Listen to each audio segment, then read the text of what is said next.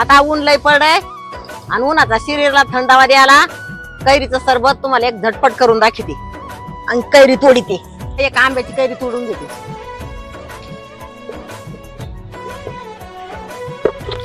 आता कैरी घेतली आणि किसणी घेऊन बारीक किसून घेऊ. आता आपली कैरी किसून झाली. आता सरबत करून घेऊ.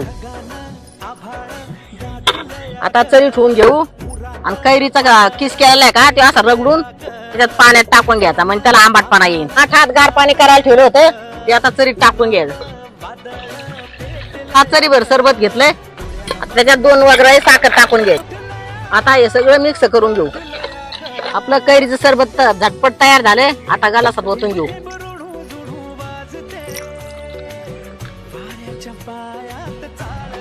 आपल्या कच्च्या कैरीचं सरबत तयार झालंय. या प्याला उन्हाळ्याचं नक्की करून प्या.